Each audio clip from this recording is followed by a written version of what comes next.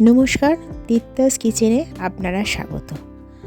আমাদের আজকের রেসিপি হলো গোটা আলুর দম। আসুন দেখে নিই এটি বানাতে কি কি উপকরণ আমাদের লাগছে।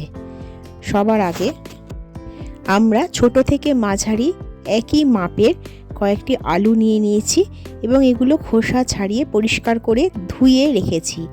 আলুগুলো একই মাপের হলে আলুর দমটা বানালে দেখতে ভালো লাগে।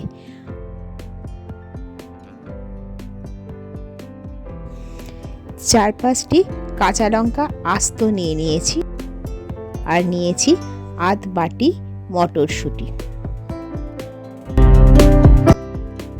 এছাড়াও নিয়েছি 1 কাপ মিহি করে কুচনো পেঁয়াজ, আধ কাপ টমেটো কুচি, 2 চামচ বড় চামচের আদা রসুনের পেস্ট, 4টি ছোট এলাচ, অল্প দারচিনি আর ফোড়নে দেবার মতন আস্ত জিরে। গ্যাসে আমরা কড়া বসিয়ে কড়াটিকে প্রথমে ভালো করে গরম করে নেব।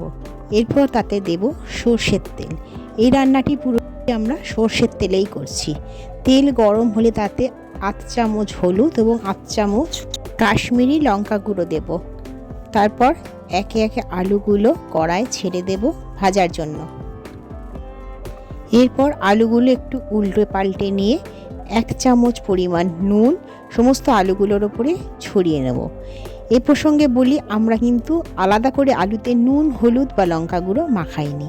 এরপর চাপা দিয়ে আলুটা রাখবো মিনিট 5-7 জন্য। ঢাকা খুলে আলুগুলোর ভাজা দিক উল্টে আরও 5-7 মিনিট একই পদ্ধতিতে ভাজবো। তারপর দুদিকই ভাজা হয়ে গেলে একে একে আলুগুলো কড়াই থেকে আমরা তুলে নেব। দেখুন আমাদের সব আলুগুলো ভাজা হয়ে গেছে।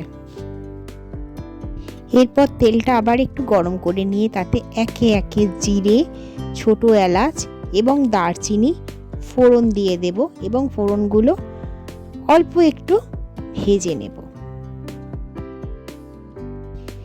এরপর কড়াই দিয়ে দেব পেঁয়াজ কুচি। পেঁয়াজ কুচিটা এবার আস্তে আস্তে মাঝারি আঁচে ভেজে একটু সোনালি হলে তাতে দিয়ে দেব আদা রসুন পেস্ট। এটাও মিনিট 2 ভাজবো। কাঁচা গন্ধ দূর হলে এতে দেব হলুদ গুঁড়ো 1 চামচ, নুন 1 চামচ, জিরে গুঁড়ো 1 চামচ, কাশ্মীরি লঙ্কা গুঁড়ো 1 চামচ এবং লাল লঙ্কার গুঁড়ো 1 চামচ। এরপর সব মশলাটা একসাথে কষাতে থাকবো। মশলা কষানো হয়ে শুকিয়ে এলে তাতে দিয়ে দেব টমেটো কুচি। টমেটো মিনিট 4-5 ভাজার পর আস্তে আস্তে নরম হয়ে আসবে। এবার এতে দিয়ে দেব ভেজে রাখা আলুর টুকরো। এরপর আলু এবং সমস্ত মশলা ও টমেটো আবার একসাথে ভাজবো এবং ভাজতে ভাজতে মিশিয়ে নেব মটরশুঁটিগুলো। সমস্তটা একসাথে ভালোভাবে ভাজা হয়ে এলে আমরা 1 চামচ চিনি দিয়ে দেব এবং লঙ্কা দিয়ে দেব। যে যেমন ঝাল খাবেন সেই অনুযায়ী লঙ্কা দিতে পারেন। চিনি বেশি ঝাল খাবেন তিনি সব লঙ্কাগুলোই ভেঙে দিয়ে দেবেন। এরপর দেব জল। যেহেতু আমরা আলু এখনো সেদ্ধ করিনি, আলুটা সেদ্ধ করতে হবে এবং বেশি গ্রেভি রাখতে চাই, তাই জল প্রায় 2 কাপ পরিমাণ দিয়ে 10-15 মিনিট চাপা দিয়ে সেদ্ধ করে নেব। দেখুন আলুগুলো সব সেদ্ধ হয়ে গেছে। ঢাকা খুলে নেওয়ার পরে আলুর উপরে আমরা অল্প পরিমাণে ধনেপাতা কুচি ছড়িয়ে দিলাম। এতে স্বাদ ও গন্ধ দুই বাড়বে।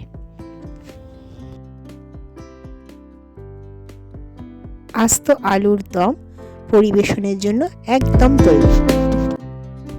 এই রান্নাটি যদি আপনাদের ভালো লেগে থাকে তাহলে অবশ্যই আমাকে কমেন্টে জানান। এছাড়াও নতুন বন্ধুদের জন্য আমার চ্যানেলটিকে শেয়ার এবং সাবস্ক্রাইব করার অনুরোধ রইল।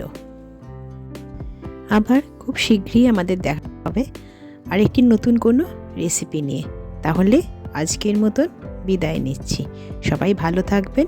নমস্কার।